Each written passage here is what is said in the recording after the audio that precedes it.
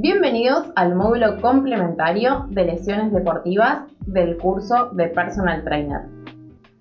Mi nombre es Carolina Baco, yo soy licenciada en Educación Física y licenciada en Kinesiología y Fisiatría y actualmente estoy estudiando osteopatía. Bueno, vamos a comenzar con lo que es la clase. Hoy vamos a ver cuál es la definición de las lesiones, la clasificación de lesiones, los mecanismos lesionales, cómo actuar frente a una lesión, si nos pasa en una clase cuando la estamos dando, y cómo reducir el riesgo de lesión a medida que pasan los entrenamientos con esa persona. ¿Sí? Muy bien. Empezamos con la definición de lesión deportiva. Y es el daño tisular que se produce como resultado de la actividad física o deporte. Daño tisular habla de todo daño que se da justamente en cualquier tejido del cuerpo humano, ¿sí? Pero en este caso se da como resultado de la actividad física que está realizando la persona que estamos entrenando. Dentro de las lesiones y de las lesiones deportivas podemos encontrar lesiones agudas o lesiones crónicas. En cuanto a las lesiones agudas, son las que se van a dar justamente en la clase, se dan de forma repentina mientras se está realizando el ejercicio físico. Por ejemplo, algo que suele suceder es un desgarro. Es una lesión muscular que es de forma repentina y obliga generalmente a la persona a dejar de realizar la actividad física, ¿sí? Ese es un ejemplo de una lesión aguda. En cambio, podemos tener lesiones crónicas, ¿sí? Eso se dan por movimientos repetitivos, por mucho volumen de entrenamiento, por malas cargas, y los síntomas generalmente aparecen luego del ejercicio y generalmente persisten por un tiempo más o menos prolongado. ¿Sí? Por ejemplo, una lesión que puede ser crónica es una tendinosis, que ya vamos a ver más adelante en esta clase de qué se trata. Bueno, vamos a pasar ahora a los mecanismos de lesión, ¿sí? El mecanismo de lesión es la manera en que se daña ese tejido que corresponde a una lesión, ¿sí? Vamos a ver que podemos tener lesiones a nivel muscular, a nivel óseo, a nivel articular. Dentro de las lesiones a nivel muscular podemos tener los DOMS o, por ejemplo, los desgarros, ¿sí? Los DOMS en realidad es por sus siglas en inglés, bueno, allí está escrito, pero en español le decimos también agujetas, ¿sí? Entonces son DOMS o agujetas. Y otro de las lesiones musculares que podemos tener son los desgarros. Bueno, los DOMS hace referencia al dolor muscular de origen tardío, ¿sí? Les va a pasar mucho como personal trainers de que ni bien empiecen la actividad física con algún alumno nuevo, él refiere a DOMS justamente. Aparece generalmente en los músculos trabajados horas después de un ejercicio o un entrenamiento que no es habitual, por eso se da también cuando se inicia algún alumno.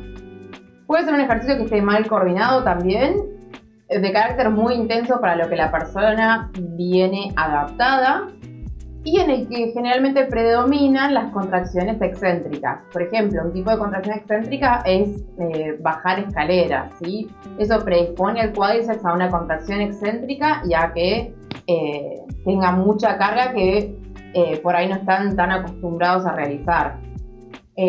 Otro tipo de ejercicio que suele traernos DOMS son los ejercicios de pliometría, por ejemplo. Bueno, vamos a pasar a lo que es la lesión muscular del desgarro.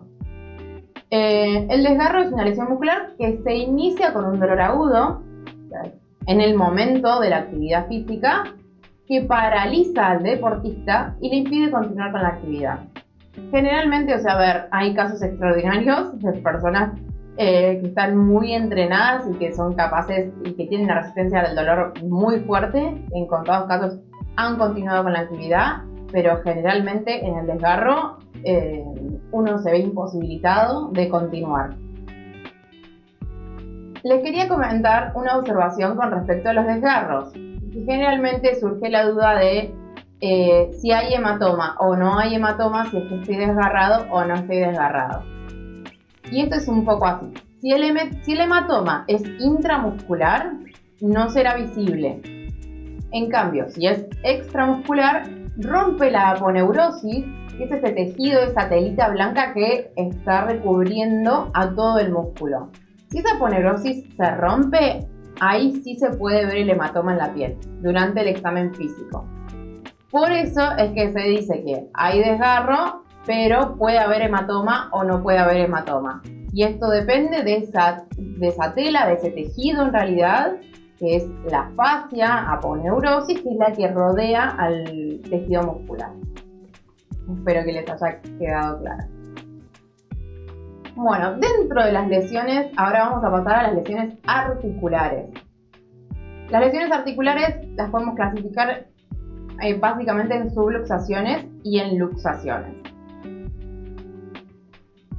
La subluxación es la separación parcial de las superficies articulares que conforman la articulación. Es decir, la articulación se va un poquito, pero es capaz de volver. En la subluxación sí puede haber alguna ruptura de algún ligamento, de algo de cápsula, pero generalmente no es tan grave como una luxación completa. Y ahora vamos a ver cómo se define. En la luxación, sí, justamente hay pérdida permanente de contacto de las superficies articulares. Generalmente, si estos son mis dos huesos, la articulación se va. Y después, para volver, muchas veces necesita reducirse. ¿A qué se le llama la reducción de una luxación? Es justamente volver a acomodar la articulación en los lugares donde tiene que estar cada hueso, básicamente. ¿Sí? Acá, en el caso de la luxación, justamente puede haber una grave ruptura de cápsula y de ligamentos articulares. Entonces eso muchas veces sí nos trae también hematoma, inflamación y otros signos característicos, ¿sí? Tanto la subluxación como la luxación, lo primero que tenemos que hacer es inmovilizar y contactar siempre a un médico. Que bueno, esta parte obviamente que al final de la clase lo vamos a hablar, todo lo que es la interacción entre el kinesiólogo, el médico y el personal trainer. En cuanto a las lesiones que puedan ser óseas, podemos tener fisuras, fracturas o fracturas por estrés. Como les comenté más atrás, las lesiones en general se dividen en lesiones agudas y en lesiones crónicas, ¿sí? Las agudas son las que pasan en el momento y las crónicas son lesiones que se van dando con el tiempo. Y en el caso del hueso, la fisura y la fractura generalmente son lesiones agudas, son del momento. En cambio, la fractura por estrés sí se clasificaría como una lesión crónica. Ya vamos a ver cómo es de a poquito que se va haciendo este tipo de fractura. La fisura entonces es una lesión ósea incompleta. ¿Sí? Si podemos seguir la cortical del hueso, que es el borde del hueso, vemos que solamente hay una lesión sobre una cortical, pero no en todo el hueso. Y justamente es como que produce una abertura en ese hueso. En cambio, en la fractura hay una solución de continuidad de un hueso y se produce bruscamente. Entonces, en ese caso, los dos bordes del hueso, las dos corticales, como le llamamos nosotros, sí están lesionadas. Y también las fracturas se pueden dar por estrés repetitivos y por microtraumas. Eso es lo que vamos a ver ahora con las fracturas por estrés. justamente las fracturas por estrés se dan por movimientos repetitivos. Por ejemplo, se da mucho en los huesos que reciben carga, por ejemplo los huesos del pie. Es muy común la fractura por estrés del hueso del quinto metatarsiano, que está sobre el borde externo del pie. Y por ejemplo, se suele dar en gente que corre mucho, en gente que está mucho tiempo parada. Entonces, no es de un momento a otro, sino que este tipo de lesión va lentamente cambiando la morfología del hueso hasta que produce una fractura por estrés. Bien, otro tipo de lesiones que podemos encontrar es la lesión del tendón, ¿sí? El tendón, recordemos que es el elemento que une el músculo al hueso, ¿sí? Entonces, podemos tener en ese tendón una tendinitis o una tendinosis. La tendinitis justamente es la lesión aguda del tendón, es la inflamación del momento. En cambio, la tendinosis responde a un proceso crónico. Entonces, vamos a definir la tendinitis, es la inflamación severa de un tendón. Como ya dijimos, es aguda, es del momento. ¿Sí? Pasadas entre las 0 y las 48 horas desde que comenzó el dolor. Y se da la característica que tiene inflamación. Todo lo que termina en itis van a ver que significa inflamación. Bien. En cambio, la tendinosis, como ya dijimos, es una lesión crónica del tendón y se caracteriza por una alteración estructural. O sea, si yo pongo al microscopio un tejido tendinoso que tenga una tendinosis, me voy a dar cuenta de que está distinto ese tendón, ¿sí?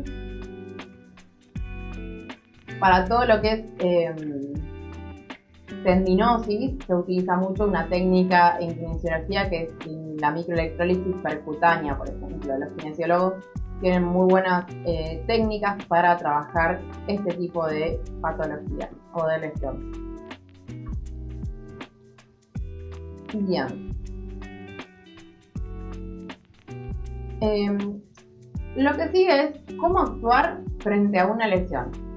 Yo estoy en una clase como personal y generalmente a mi alumno le ocurre algo. Bien. Primero, obviamente que voy a ver cómo está la situación, qué es lo que requiere, si tuvo alguna lesión importante. Siempre lo más importante es inmovilizar al paciente y pedir ayuda, contratar algún servicio de emergencia, tener algún teléfono a mano con el cual yo pueda derivar y que ese paciente, ese alumno, sea derivado y atendido por un médico, ¿sí? Para hacer los primeros auxilios también. Es importante que ustedes en su lugar de trabajo, ya sea un parque, ya sea un gimnasio sí autorizado, tengan en cuenta todas estas cuestiones porque nos pueden pasar en una clase, ¿sí? Lo mismo con todo lo que son primeros auxilios, que bueno, sé que tienen otro curso acá en Walda que trata bien sobre ese tema. Entonces, ¿cómo actuar frente a una lesión? Primero vamos a ver cuándo tenemos que derivar, cuál sería el orden que tenemos que seguir para derivar y cómo volver al entrenamiento. O sea, una vez que esa persona ya pudo ver al médico, ya pudo ver al kinesiólogo, se rehabilitó y ya le empiezan a dar el alta para volver a entrenar, cómo nosotros podemos actuar para ayudar a ese alumno.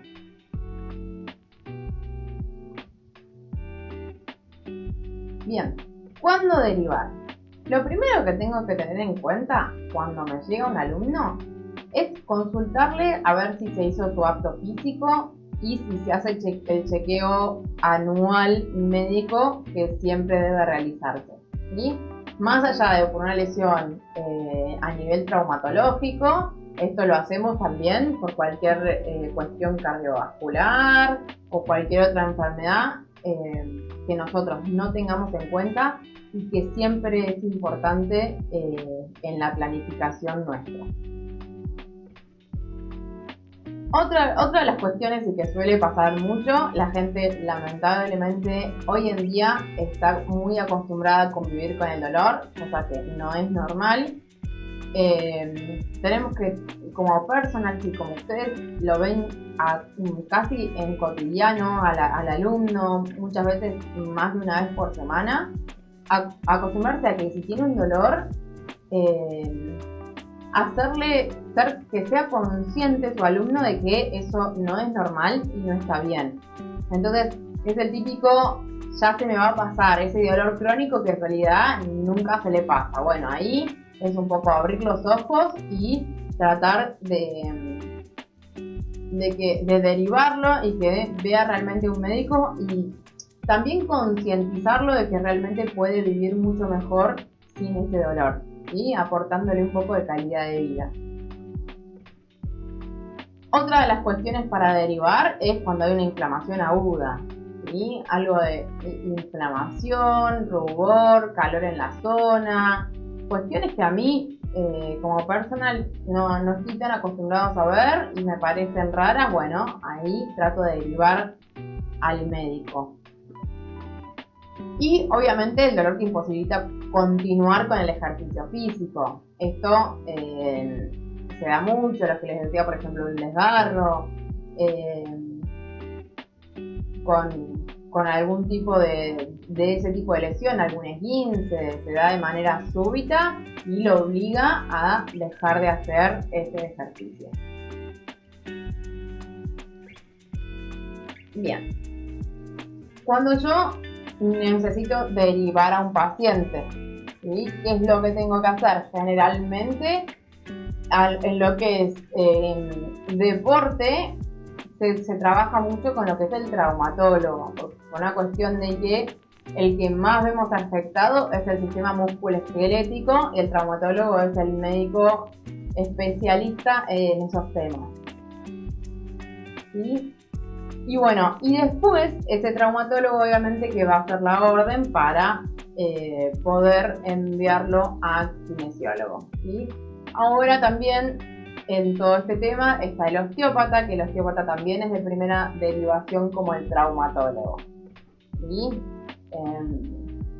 Pero bueno, son todas herramientas que son un poco más nuevas y que bueno, todo el sistema de salud se está ayornando, digamos, a estos nuevos profesionales que también trabajan y hacen cosas distintas al traumatólogo y tienen herramientas distintas al kinesiólogo, entonces muchas veces nos pueden solucionar el problema. Bien.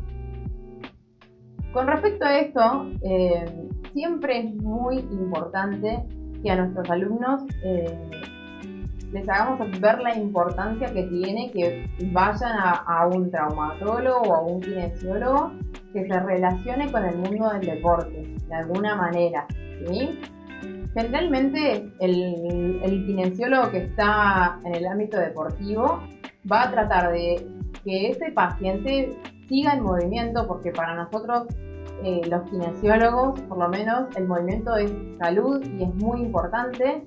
Entonces, por más que muchas veces una persona tenga una patología o tenga una lesión, por ejemplo, en una mano, bueno, vamos a poder adaptarle el entrenamiento para que él pueda seguir haciendo, por ejemplo, ejercicios de tren inferior, ejercicios de core. Siempre hay algo para hacer y por ahí la visión del kinesiólogo del deporte es siempre mantener en movimiento a la persona, ¿sí? Por ahí si es un kinesiólogo que no está por ahí tan familiarizado con el ámbito deportivo, dice directamente no hay que quedarse quieto, ¿sí? Son todas cosas que en el último tiempo se están trabajando mucho. No solamente para el deportista de alto rendimiento, que eso obviamente que no dejan ni un segundo de entrenar, por más lesiones que tengan, seguramente siguen en las redes algún deportista conocido y si ustedes ven sus procesos de rehabilitación, por más que estén con una férula, con un yeso, con un cabestrillo, siempre los deportistas tratan de seguir entrenando en la manera en que pueden, obviamente siempre asesorados por el kinesiólogo y por el médico. Entonces, bueno, me parece un dato muy importante porque también muchas veces antes se decía, no, pará, no, quédate quieto. Bueno, sí, en un primer momento sí, pero cuando ese alumno ya vio al médico, ya vio al kinesiólogo y nos dan el ok para seguir, siempre es importante que la persona se mantenga en movimiento. Bien, otro de los temas que dijimos que íbamos a revisar era cómo volver al entrenamiento. Y bueno, y acá obviamente que es muy importante el trabajo en conjunto entre el kinesiólogo y el entrenador. Así como, por ejemplo, después de una cirugía es muy importante la comunicación entre el médico, cirujano traumatológico y el kinesiólogo para saber qué se puede hacer y qué no. Acá es muy importante el trabajo en conjunto entre el kinesiólogo y el entrenador. Siempre atendiendo a las necesidades que tenga el alumno, o sea, como personal trainer, lo bueno que tengo es que yo conozco muchísimo a mi alumno, ¿sí? Y por otro lado, el kinesiólogo conoce bien las estructuras, conoce bien el tejido lesionado y nos puede ir indicando qué ejercicios sí podemos hacer y qué no. Entonces, entre los dos, obviamente que vamos a hacer una fórmula para facilitarle al alumno la vida y que pueda volver prontamente al entrenamiento. Bien, ¿cómo podemos reducir el riesgo de lesión? Este es un tema muy importante. Primero vamos a conocer el historial de lesiones del atleta. Vamos a realizar evaluaciones funcionales. Vamos a ver la importancia de la entrada en calor dentro de nuestra sesión de entrenamiento. Y vamos a ver cómo podemos indicarle a los alumnos cómo poder hacer una sesión, por ejemplo, de recovery o recuperación para ayudar a reducir, por ejemplo, estos dolores que nos van apareciendo propios del entrenamiento físico, ¿sí? Bien. Historial de lesiones del atleta. ¿Por qué es importante esto? El factor predisponente número 1, ¿sí?, para que tengas una lesión es la lesión previa que tuviste. Es decir, si yo tuve muchos esguinces de tobillo, bueno, prestémosle atención a ese tobillo primero, ¿sí? Recuperemos la movilidad de ese tobillo, fortalezcámoslo para que justamente no reincida. Pero esto es muy importante porque es el factor número 1 predisponente, ¿sí? Sobre todo si ese tobillo o esa lesión no se ha rehabilitado bien. Eso por un lado. Entonces necesitamos saber todas las lesiones que ha tenido y justamente determinar debilidades a partir de los test, ¿sí? Viene un alumno, por ejemplo, me dice que tuvo un esguince de tobillo, ya se rehabilitó, ya está bien. Bueno, yo le hago un test, por ejemplo, de movilidad dorsal para ver si la movilidad de ese tobillo entra dentro de los estándares normales, ¿sí? Para yo asegurarme de qué puede hacer, por ejemplo, en la sentadilla profunda, ¿sí? Es necesario para hacer una sentadilla profunda tener buena movilidad de tobillo y buena movilidad de cadera. Y todas estas cuestiones yo las puedo trabajar a partir de los test y a partir de, sobre todo, poder objetivarlas, poder medirlas para después mejorarlas. Además son cosas que estos test los podemos filmar o fotografiar o lo que sea. Entonces tenemos un punto de partida con nuestros alumnos y un objetivo de qué es lo que tenemos que mejorar. Entonces es una buena estrategia también como para que el alumno vea todo el progreso que está teniendo con sus entrenamientos. Y bueno, y por último, enfocar el entrenamiento adaptado a las necesidades del atleta, ¿sí? sea, del atleta y de la persona de la tercera edad y de la persona que tiene un síndrome metabólico y de pronto quiere mejorar toda su condición de salud. Todos los objetivos de los alumnos son respetables y nosotros tenemos que tratar de darles herramientas según el objetivo que él nos plantee, ¿sí? Y obviamente que también guiarlo, pero sin tomar decisiones por el alumno, sino que él sea un poco el protagonista de su propio entrenamiento y de su propia salud, más allá de todo lo que trabajen con nosotros, ¿sí? Bueno, esto de realizar evaluaciones funcionales nosotros lo vemos muy en concreto en el curso de lesiones deportivas de Wada Training, y siempre hablamos con los chicos de un concepto que es de joint by joint, que es articulación por articulación. Este concepto que lo dio Gray Cook en su momento, ¿sí? Es un norteamericano. Lo que habla es que siempre hay una articulación móvil por una articulación estable. Entonces, todo el cuerpo humano trabaja como si fuera una cadena en general. Entonces, si yo miro mis miembros inferiores, ustedes se van a dar cuenta que el tobillo tiene mucha movilidad, que la rodilla tiene más estabilidad, que la cadera vuelve a tener más movilidad. Entonces, él lo que dice es articulación por articulación. Si una articulación es móvil, la que le sigue para arriba va a ser estable y la que le sigue va a ser móvil de vuelta, ¿sí? Entonces, eso se repite en todo el cuerpo, ¿sí? En los brazos también es lo mismo. Los hombros van a ser muy móviles, el codo es más de estabilidad y la muñeca es otra vez más móvil. Y también pasa lo mismo a nivel de la columna vertebral. Entonces, con estos test nosotros podemos observar si, por ejemplo, ese tobillo que dijimos que tenía que tener mucha movilidad la tiene, o esa cadera que dijimos que también tenía que tener mucha movilidad la tiene. Y esto es muy importante en la prevención de lesiones, ya que si hay una articulación que tiene que moverse mucho o es muy móvil y de pronto no tiene esa movilidad, generalmente va a sobrecargar, en este caso, por ejemplo, el tobillo a la rodilla, ¿sí? Entonces podemos llegar a tener patología de rodilla, ¿sí? Y lo mismo en la rodilla, que necesitamos estabilidad. Si la cadera es muy estable, nos puede dar más movilidad a nivel de la rodilla que tengamos una lesión ligamentaria o meniscal. ¿Sí? Eso a grandes rasgos, pero bueno, sí es importante y nos gusta introducirlos en este concepto de joint by joint y que entiendan la importancia de estas articulaciones en las cuales tenemos que trabajar la movilidad y estas articulaciones en las cuales tenemos que poner énfasis y trabajar mucho la estabilidad.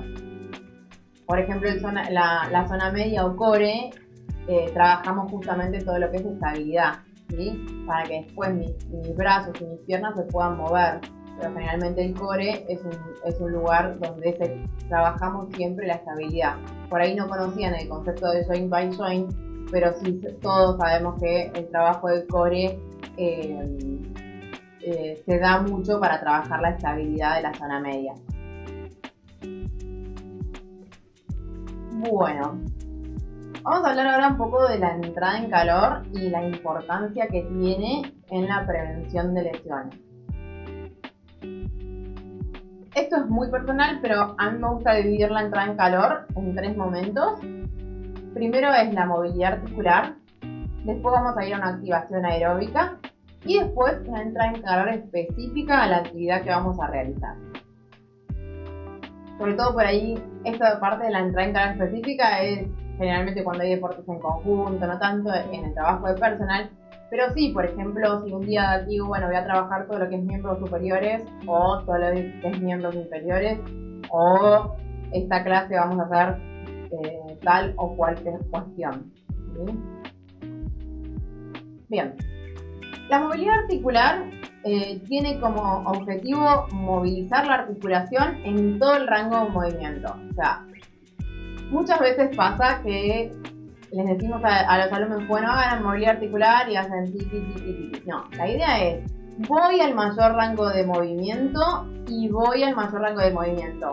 No me quedo como en el medio donde no estoy trabajando nada, sino como que busco los límites que me da esa articulación de movimiento, ¿sí? Entonces por eso dice en todo el rango de movimiento. Y esto lo que hace es estimular justamente a los ligamentos, a los tendones y a la cápsula articular. Y entonces vamos como de menos a más en la entrada en calor. Comenzamos con la movilidad articular para continuar con la activación aeróbica.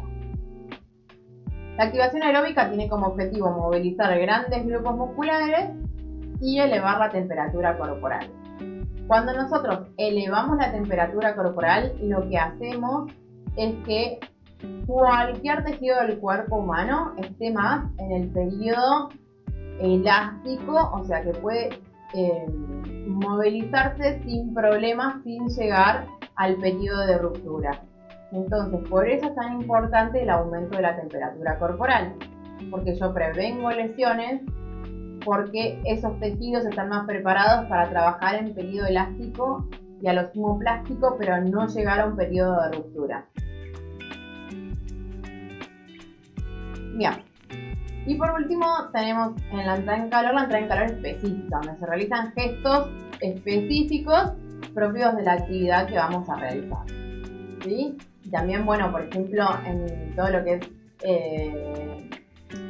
trabajos que sean más de fibra rápida, obviamente que los incorporamos más en esta parte de la entrada en calor.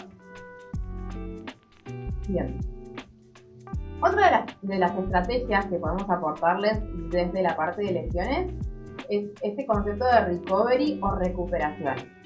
Por ejemplo, se les puede presentar el momento en el cual ustedes tengan algún alumno que vengan muy cansados de la semana o del mismo entrenamiento. Entonces se le puede proponer directamente una sesión de recovery o de recuperación. Entonces vamos a recovery, recuperación, flexibilidad y justamente no seguir añadiendo carga a ese entrenamiento, ¿sí? A esa semana de entrenamiento en realidad. Para la recuperación, en general, vamos a tener como varias herramientas, que una es la liberación miofacial, que es esto lo que yo les propongo dentro de las clases de personal trainer, y después dar muchas recomendaciones a los alumnos con respecto al descanso y al sueño. Como ya sabrán ustedes por el curso, la importancia a nivel hormonal del ciclo circadiano, o sea, eso regula un montón las hormonas y eso hace que la recuperación de los tejidos sea óptima, ¿sí? Eso de que tratar de que tengan bien los ciclos, que se acuesten al mismo horario, que se levanten al mismo horario. Todos esos ciclos son importantes a nivel hormonal. Y por último, bueno, una nutrición adecuada, que por supuesto acá también tienen mucha información con los cursos de Walda. Bueno, ahora vamos a la liberación miofacial, que es lo que yo les propongo para alguna clase en la que sus alumnos estén con mucha fatiga. Entonces vamos a hacer liberación miofacial y flexibilidad. La liberación miofacial es una terapia que ayuda a mantener el tejido miofacial en un estado óptimo, prevenir el dolor y problemas de movilidad. El término miofacial hace referencia al músculo y a la fascia. La fascia es ese tejido conectivo que hablamos hoy, que recubre a cada fibra muscular, a cada músculo. Eso es la fascia, que no tiene que ver con la fascia de cara en sí, sino que lo facial tiene que ver con este tejido que recubre al músculo. Y bueno, y justamente la idea es prevenir el dolor y los problemas de movilidad. Muchas veces no basta con la elongación de los grupos musculares, sino que también tenemos que darle este estímulo de liberación miofacial. Bien, para realizar la relajación miofacial vamos a tener varios elementos. Uno es el rolo o foam roll. Podemos usar pelotas de golf, se usan mucho, bochas de hockey, pelotas de tenis, como para poder estimular ciertos músculos. El stick, que bueno, es otro de los elementos que tenemos, y la gun shoot, que es la pistolita, que es una de las últimas novedades con respecto a la relajación miofacial. ¿Sí? Bien. Por último, vamos a ver lo que son las lesiones más comunes dentro del deporte. En general, tomamos algunas lesiones como por partes del cuerpo, como para que se den una leve impresión de cuáles son las más importantes. Por un lado tenemos el esguince de tobillo, la lesión del manguito rotador en el hombro, las hernias de discos a nivel de la columna y las lesiones en los meniscos de las rodillas. Bien. El esguince de tobillo son las lesiones ligamentarias más frecuentes en el deporte, ¿sí?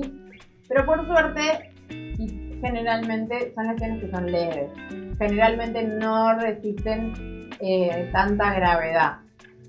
En estos esguinces de tobillo, el 85% se da en el complejo externo del tobillo.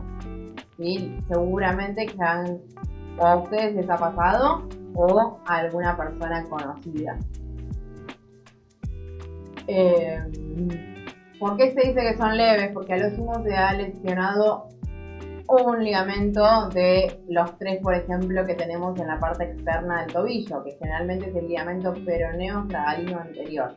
Entonces son generalmente leves, ¿sí?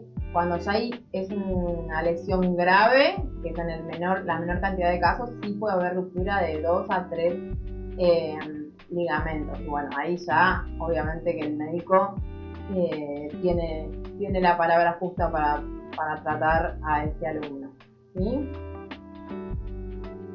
Bueno, otra de las lesiones que vamos a desarrollar acá mínimamente es la lesión del manguito rotador en el hombro, que en los deportistas puede producirse por el uso excesivo o bien por traumatismos de hombro. A veces es directamente un golpe en el hombro lo que desencadena la patología del manguito rotador, y a veces es por un uso excesivo de actividades overhead, o sea, por encima de la cabeza.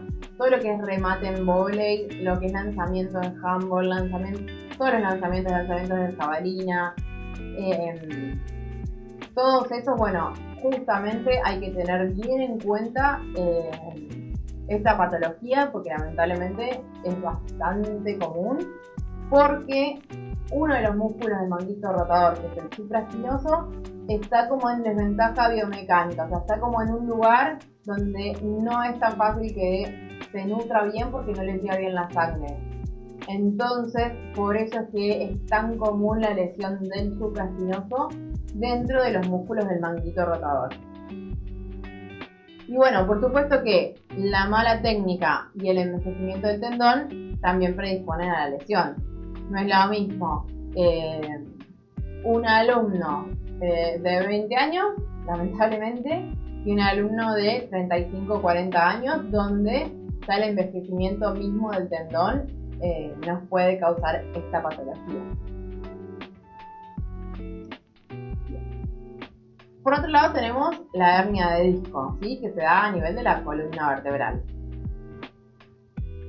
Las hernias de disco se producen cuando hay una ruptura del anillo fibroso que permite la migración del núcleo pulposo fuera de su ubicación anatómica. Para entender lo que es la hernia de disco, yo les sugiero imaginarse la merengada. Entonces tenemos por encima la galletita, por abajo la galletita, que serían las dos vértebras, y al medio el relleno de la merengada, que es nuestra hernia de disco, ¿sí? Entonces, cuando nosotros, por ejemplo, hacemos un movimiento de flexión, esa merengada se aprieta de un lado, entonces el disco sale por el otro lado, ¿sí?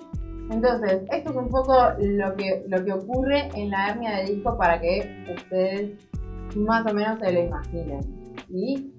Obviamente que esto también es más una lesión a nivel crónico por muchos movimientos hasta que en un momento se produce la ruptura total, ¿sí? Entonces eso me causa la hernia de disco que en algunos casos puede estar en contacto por el foramen, que es por donde pasa el nervio, y por eso generalmente se habla que muchas veces la hernia de disco trae como consecuencia una ciática, o sea, un dolor irradiado hacia el miembro inferior. Es un tema complejo, obviamente, que la hernia de disco, pero es muy importante en deporte porque tiene una incidencia 4 veces mayor de esta patología en deportistas competitivos. O sea, una persona que hace deporte competitivo tiene 4 veces más chances de tener una hernia de disco que una persona que no es deportista competitiva. ¿Sí? Y por último, otra de las lesiones que queríamos comentarles es la de los meniscos en la rodilla. Los meniscos son fibrocartílagos interpuestos entre el fémur y la tibia, ¿sí? Y lo queríamos nombrar porque es la causa de intervención quirúrgica más frecuente de miembros inferiores. Por suerte se ha avanzado mucho en todo lo que son lesiones meniscales. Hace unas décadas lo que hacíamos era directamente sacar todo el menisco, hacer una meniscectomía. Eso se descubrió después con el estudio que esa meniscectomía lo que causaba era artrosis precoz, o sea, otra patología. Entonces se dejaron de hacer y ahora se hacen suturas generalmente sobre el menisco, o si se saca se trata de sacar una partecita, pero no todo el menisco, ¿sí? Y hay una tendencia ya a no ir tanto a la operación quirúrgica, obviamente que salvo rodillas que sean muy sintomáticas y obviamente siempre consultándolo con el médico. Bueno, espero que les haya gustado este módulo y bueno, los espero en el curso de lesiones deportivas también. Gracias.